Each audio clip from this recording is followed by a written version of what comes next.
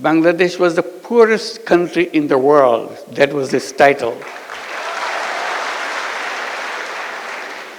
This is not something make you feel encouraged that you are a citizen of the poorest country in the whole world.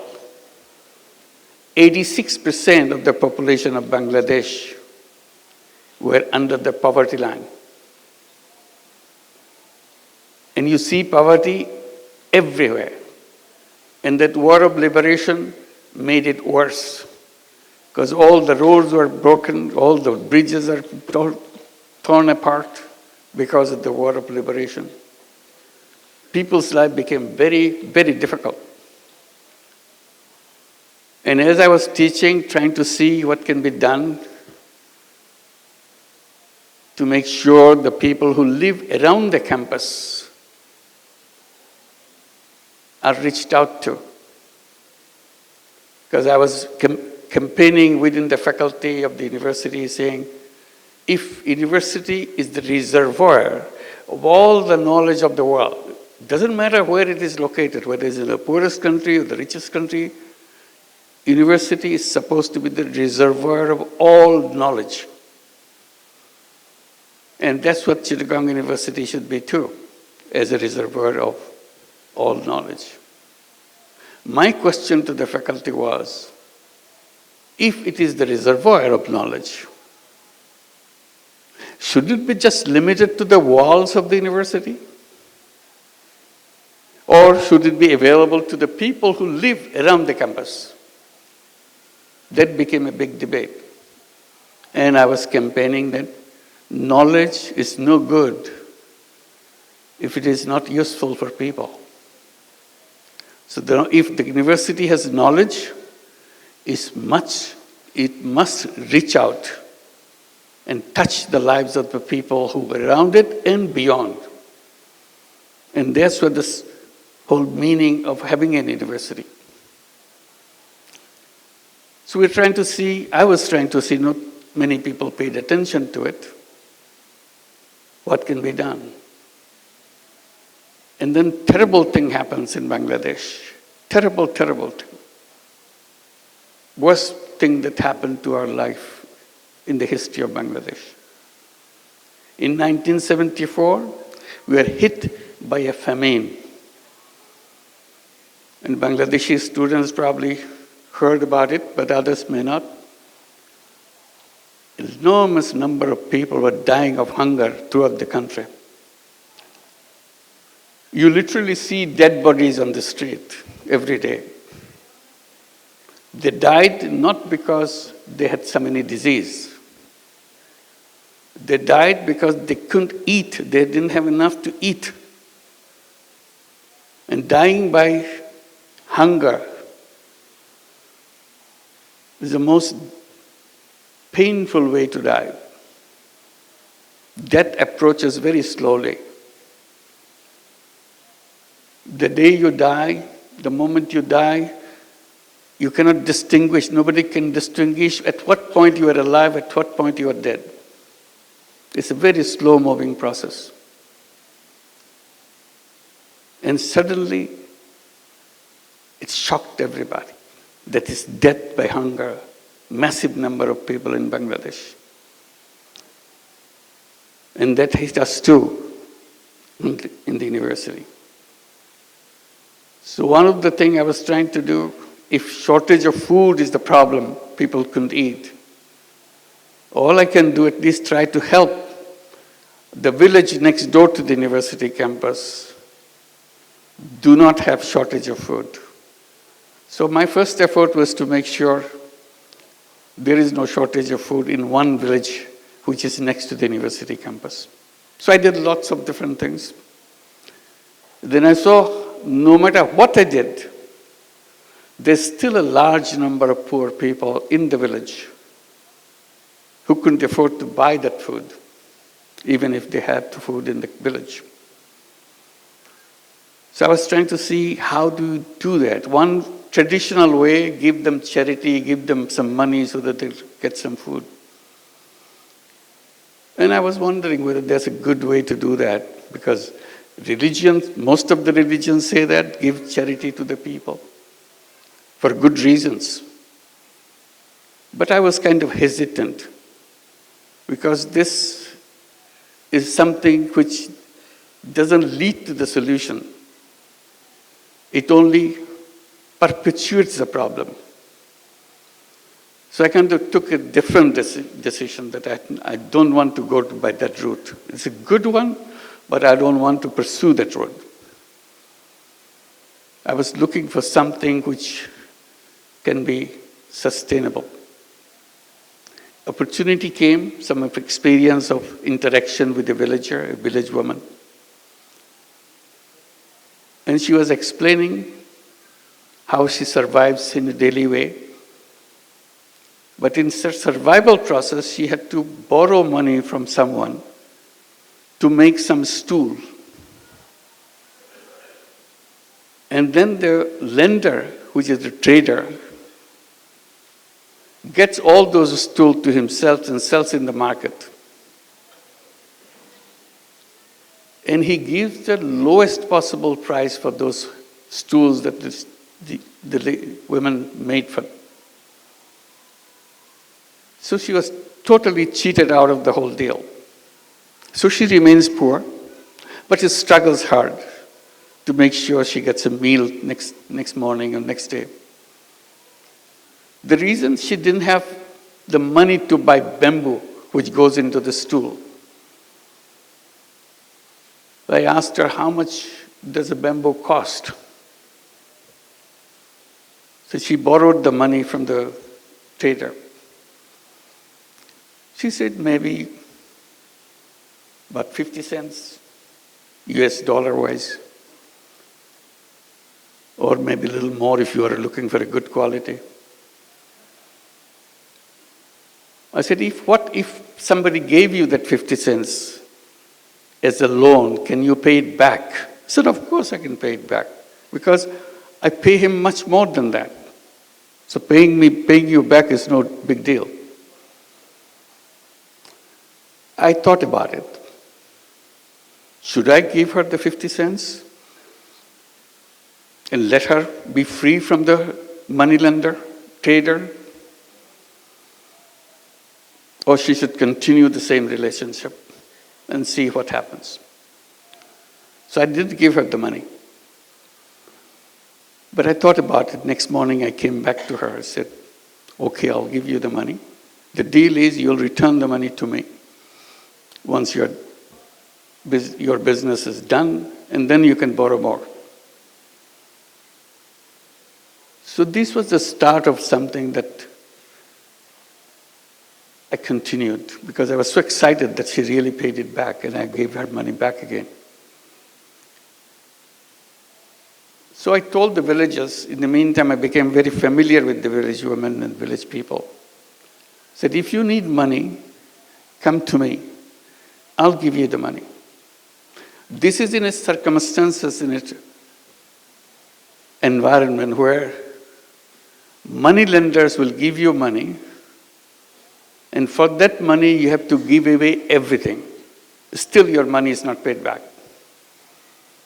That's what the money lending practices in Bangladesh and many other countries is all about. Here I am, I'm not talking about taking away everything. I'm just asking for the money to be back, that's all. Whatever I gave is returned to me. People thought, oh, it's so easy. So it became very popular. The more popular it gets, more excited I get. Because it helped people. They started doing things and paying me back. Then I thought, this is not my job. I'm a teacher. Why should I lend money to people? This is the job of a bank. So there are several bank branches in the campus. So I went to the bank branch that I'm more familiar with. I told him, why don't you do that? He told me, no, banks don't lend money to poor people. That's not their job. I said, what is your job? So lend money to people who need money, lots of money. I said, that's very funny. You want to give lots of money, but you don't want to give little money. I said, that's banking. I said, that's wrong, that's wrong banking. So I kept summarizing that principle of banking. I still do all the time. It's a very strange principle of banking. The banking principle is very simple. It says the more you have, the more you get. If you have nothing, you get nothing. I said, that's very strange. You have the whole banking structure in the whole world on that principle? It is like that. Still, it's all over the world. I said, banking system is wrong. The first time I became very bold, I started saying banking system is wrong. How should you fix it? I said, very simple. You reverse your principle. The new principle would be the less you have, the more attention you get. If you have more, you have to wait. All bankers laugh at me. That's not banking. I said, that is the banking. If banking has any meaning, it has to touch the life of the people. And touching the life of the people begins by accepting that principle. The less you have, more attention you get. Then bankers said, oh, it will not work. No matter what principle is, but it sounds good, but it will not work. Poor people will never pay back. Then I raised a simple question. How do you know? Have you ever given any money to any poor people? No, we have not, because our system doesn't allow that. I said, then how could you come to that conclusion? Oh, everybody knows that. I said, I don't know that. So I want to practice. I want to find out. So I started doing that and find out everybody pays back. They said, well, it can stay for a while. They are trying to impress you so that they can get more money. The more money they will get, then they'll stop paying you back. I said, that's your assumption. I will not stop until I face that problem. I will continue. And I continued. As I continued, more and more people came.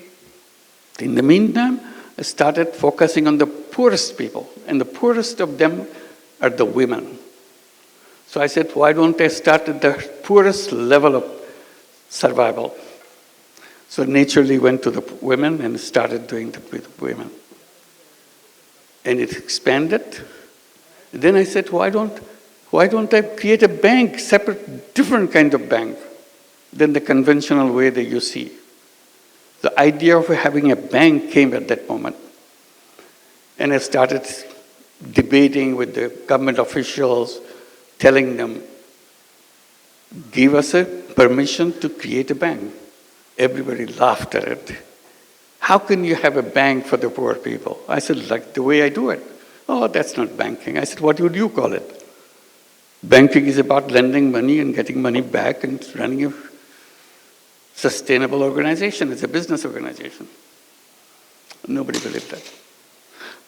Finally, after many years, I got the permission to create a bank. I called it Grameen Bank or Village Bank and continued to expand. And that became a story after that. So this is how an idea came to challenge an institution. The reason I'm telling this story in details, unless you challenge, nothing will happen. The world will remain the way it is. It is the young people, it is the students who can see things more clearly because they are still looking for things. And that's what you are. Looking for things to do. Looking for changing people's life. Looking for changing the whole world. If you stay where you are, repeating the same thing over and over again, the world will remain where it is. And then I came with the idea that I started telling about. I said, not only you challenge, you dream, you imagine. Imagination is a big power. That's very funny. It doesn't cost you anything to imagine. You can imagine anything you want. Imagination doesn't have any limit. But it is the fundamental thing to lead you to change. If you don't imagine, it will never happen. It's a very funny thing. If you don't imagine, it will never happen. But if you imagine, it has a big chance of happening. So I encourage everybody, all my students, people that I meet, make imagination. Imagine things. Things which are absolutely impossible. Imagine that. And if you keep on imagining, it will happen. So while I do the thing in Grameen Bank, and people say it will work in Bangladesh, it will not work anyplace else, it started spreading in other countries. It even came to Egypt. We started some programs in Egypt. Many microcredit programs are introduced. It went to many other countries in Asia. The funny thing is, it was introduced in the United States. In 2008, we set up a program called Grameen America. It started in Jackson Heights, New York. Everybody said, no, this is not Bangladesh. We don't have poor people in the United States. You are making us feel like we are some kind of fools. I said, no, you're not fools. You're very smart people. But you don't realize that you have poor people, because you keep claiming that you don't have poor people. You are the richest country in the world, quote unquote, richest country in the world. That doesn't mean you don't have poor people. Oh no, we don't have poor people. It's a rich country. I said, yes. Then I asked the question, do you have welfare program in your country? Oh yes, it's a very rich program. We have lots of people. We take care of all the people. We give them monthly check every month so that they can buy their whatever their family needs are, so that they can take care of themselves, their children. A check every month, welfare check. I said, you know what? Every family, every person that you are giving a welfare check is a poor person by your own recognition, because they cannot afford to maintain their life on them by themselves. So you are giving them money from the state. They are poor, but you are claiming they are not poor. You are hiding poverty. Anyway, this debate went on, but in the meantime, Grameen America started expanding. Now it works in 35 cities in the United States. It lends out about $2 billion a year. In a couple of years' time, they will be distributing $3 billion and $4 billion. This is the path it has took. And the amazing thing, repayment rate is absolutely near 100%. Never changed. So you challenge something, and people say it cannot work. Okay, it can work in Bangladesh. Bangladesh is a funny country. Anything can go, but it will not happen in any other countries. Now it's all over the world.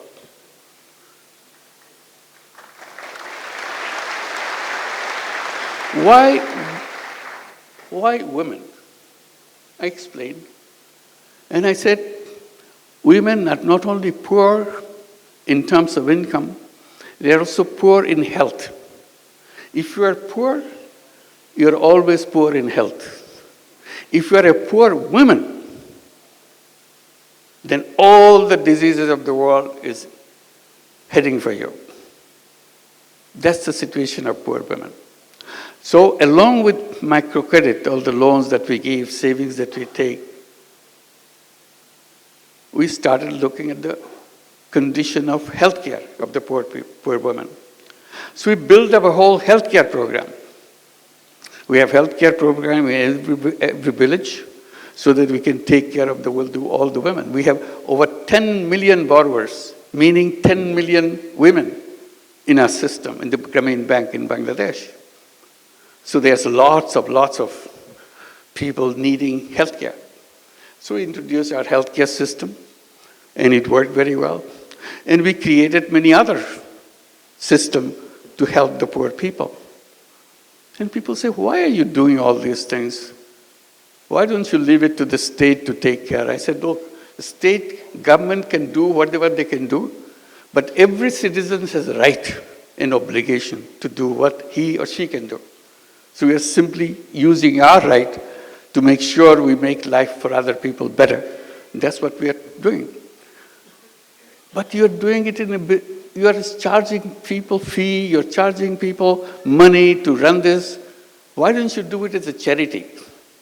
I said, I'm always trying to stay away from charity, but charity has one limitation. Charity is a wonderful word, wonderful idea, because that's where only place where poor people could survive, charity. I said, I am saying that it can be done in another way. Because charity, when it goes, helps people, it does help people. But money that goes, it never comes back. So you have only one-time use of your money. So you have to find fresh money to do the same thing again. I said, what I'm doing, I'm trying to create it as a business proposition. So money goes out and does the job, and money comes back. So you use the money again and again. It never stops. I said, this is more powerful.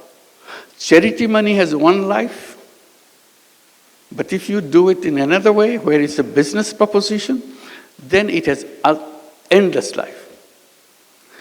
Then he said, then you must be making a lot of money. I said, no, I'm not making money. That's not what I do. I promised to myself that I'll never make any money for myself. That's it, simple proposition. So I don't even make any money for myself.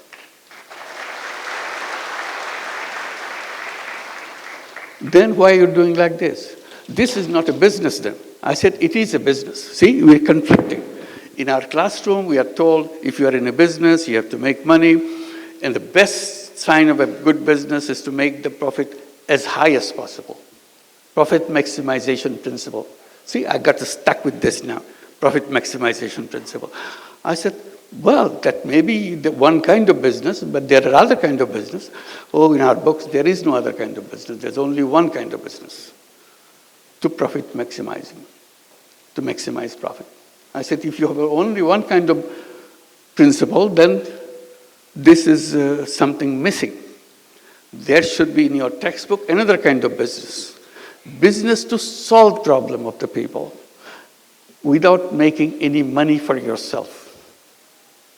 Oh, we never heard of this because you never did that. I said, I'm doing it, I like it. They started a debate. Can this be a business? I said, of course it's a business. Business means you sell something, you produce something, sell something, and get your money back and have a surplus. In my business, there is a surplus. There's no question about it. But I don't want to take it myself. That's the only thing. The rest of it's the same. Why didn't you want to take money for yourself? I said, that's my decision. That's all. You don't question that. If you like it, you should do it too. It's fun to do that. It's a big controversy in economics classes and conferences, debate, can this be a business? I'm saying this is a business as anything else. So finally I have to give it a name. I started calling it social business. Defining as a business to solve problem without financially benefiting by yourself. So surplus stays with the business and expands the business. We took this principle and expanded, creating many, many other businesses. And funny thing, we came up with an idea. Well, government was giving licenses to telephone services, but in Bangladesh, in many countries, I'm sure Egypt did the same thing. At one point of time, very few people had telephones. It was a government service and very inefficient. Maybe 100,000, maybe something like that. That's the total number of telephones in the whole country. So that's when the mobile telephone idea came, and it's got introduced in other countries. Bangladesh wanted to give licenses for setting up mobile telephone companies. We looked at each other. What does it mean? And we had an idea. Why don't we apply? We had no idea what a mobile phone is for. But since government is asking for application, we sent an application. We want to have a mobile phone company. Everybody asked, why do you want to have a mobile phone company? You are just lending money to poor people, that's all. Mobile phone company, mobile phone is for the rich people. Very rich people. Because at that time it's very expensive when it came. So I said, well, we have an idea. We want to bring telephone in the hands of poor women. Again, a shocking experience.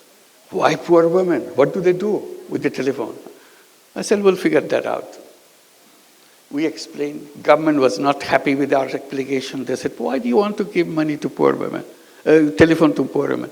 I said, it's not for her to send messages or start it. At that time, there's no messages, just calling. Just calling each other. They're not calling anybody. They will allow the rich people in the village to use their telephone and charge a person heavy price. Because that's the first time telephone came, everybody wants to make a telephone call, she will make money. So why should I give it to rich people? I give it to the poor people. The privilege of having the telephone company. So we want to do that. So we created a telephone company called Grameen Phone.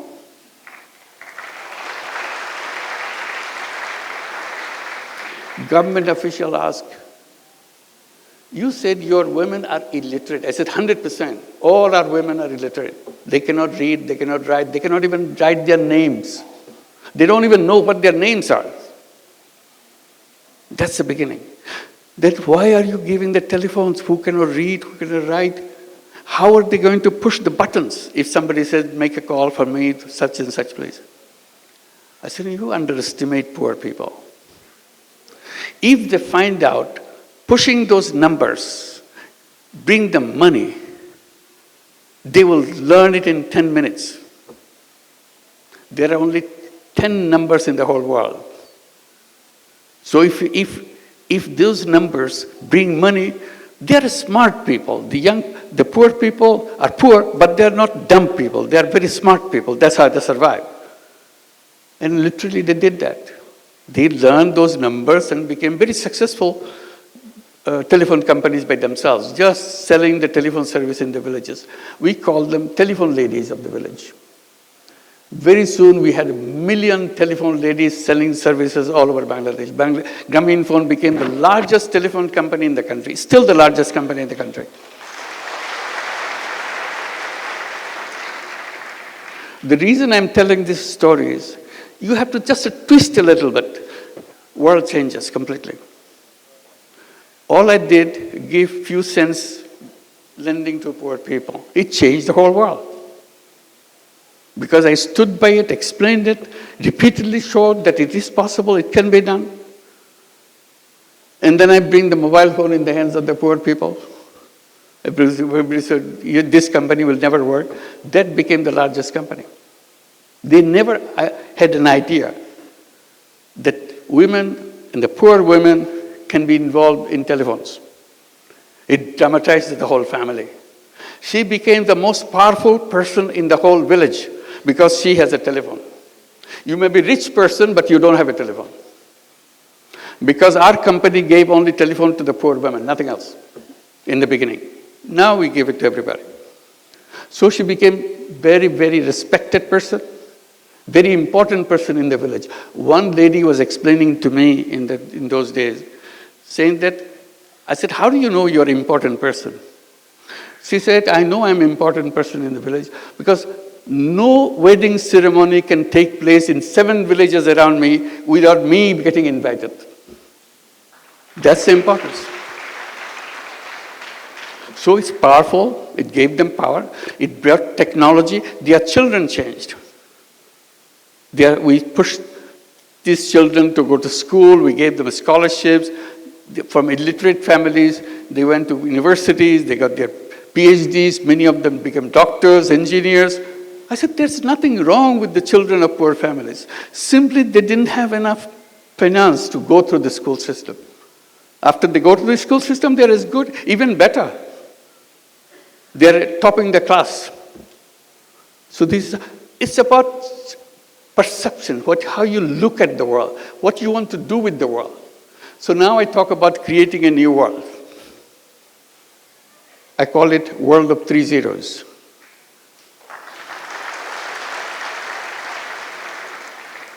People get a little bit curious. What is zero? Is nothing.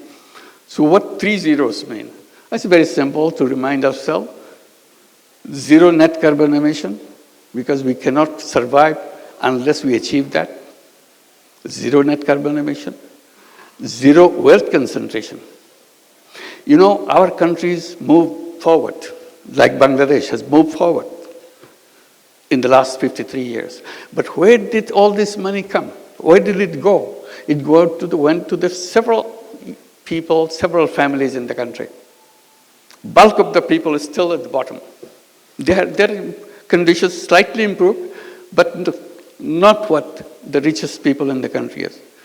All the wealth goes in one direction. In every system, in every country, wealth gets concentrated in the hands of 10%, 12% of the population of the country, and the rest is still struggling. So I said, that's not right. So we have to address this question of wealth concentration. That's where the social business comes. If you introduce social businesses, there is no wealth concentration because money is not going to one place. Money is just circulating, and you are not taking any part of the profit that you make. So I said the future of the world is having more and more social businesses. Everybody says, social business is a funny concept, it will not go anywhere. Then we see big companies like Danone, like Uniqlo, they are becoming, Uniqlo is a big company in Japan, Danone is the biggest company in France. They became interested in social business. So we started having joint ventures of social business with big companies, addressing the problems of the poor people, because company doesn't want to make money for itself. It is only interested in solving problems. So now the social business idea is spreading. We have many, many centers at the universities. They have social business centers teaching what the social business is, challenging the whole economic system, whole economic framework. As at the root cause of all the problem that we created in the world is what we have designed as called economics, which is a profit maximizing system. I said that world will always be a world which will destroy itself. I said the civilization that we have created now is a self-destructive civilization. It will destroy itself. Nobody can save it. I repeat, this civilization is a self-destructive civilization. Either we'll be hit by all the problems we created, the environment and the climate will kill us, or wealth concentration will kill us. All the wealth will go to a few people on the top. The rest of the people will not have nothing. So that society is not tenable. Unless you are sharing the world, society cannot function. And the last one is zero unemployment. That's very interesting. It came because of my experience with microcredit. I said all human beings are born as entrepreneurs, not job seekers. But the economics teaches us, get ready, get a good degree, get a good education, get to the best university, so that you get a best job. I said, job is a wrong idea, absolutely wrong idea.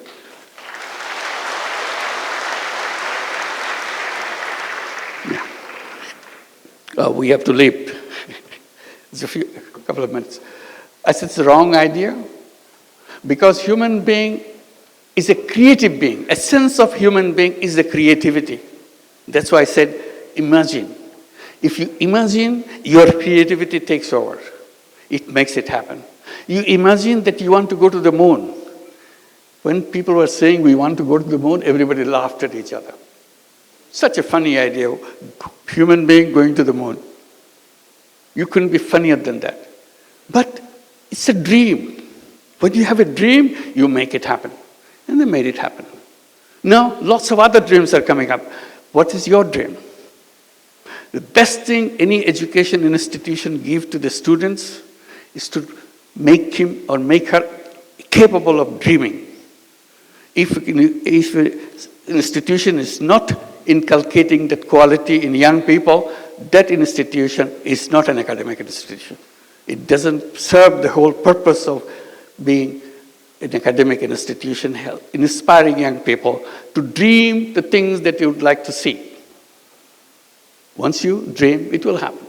So I talk about zero unemployment. I said all human beings are born as entrepreneurs. Job is the legacy of slavery. We don't want slavery. We don't want to be slaves. But the education system forces us to do that, because they say you need a degree, you need a piece of paper. Because if you produce a piece of paper, you get a job.